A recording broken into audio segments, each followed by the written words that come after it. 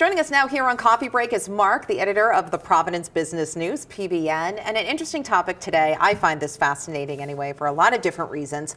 Solar, and the incentives are aggressive. What do you guys mean by that? How aggressive are they? Well, good morning, Alison. Good morning.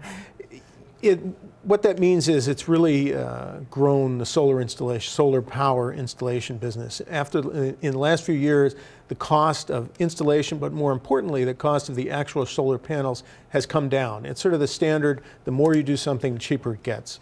Now, why grants versus loans for these low-interest loans? Is it because the governor in particular wants to see more solar being produced in New England, or is it just the nature of the industry at this point to get people to buy in? It actually started even well beyond, well earlier than the governor, and it was a federal program, started as that.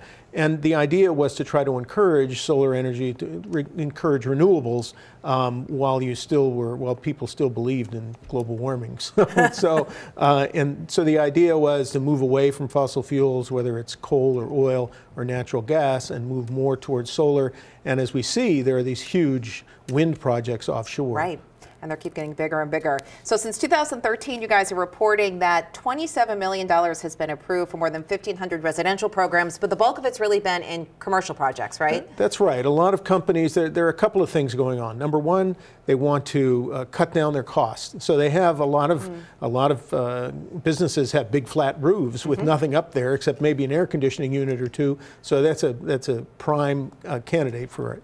The other thing is a lot of companies are saying as part of their socially responsible story that they tell is they're saying we want to be green with all our energy. Brown, for instance, in a few years is committed to having just green energy. Now, some of that we can't go into it as bureaucratic. I mean, they're not actually buying green energy. Okay. It's the energy they're buying from some green source is being pumped into the grid, and then so they can take credit for it.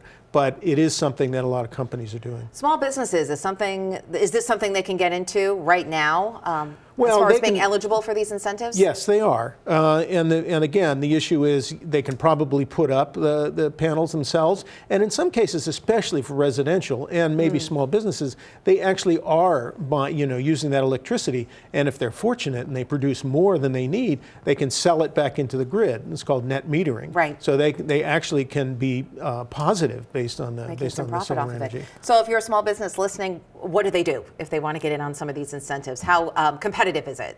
Well, I think now you go to the installation, and it's very competitive, installation companies, and they can help you out. National Grid can help you out. And then it sort of starts from there. In the state itself, the Office of Energy Resources has the information. And they work with DEM or not necessarily for this? I can't remember if the Office of Energy Resources and DEM, it sounds like it should be. We shall see. There's so many different layers to everything, right? Yeah. All right, Mark, thanks so much, and good morning to you. Thanks for coming in.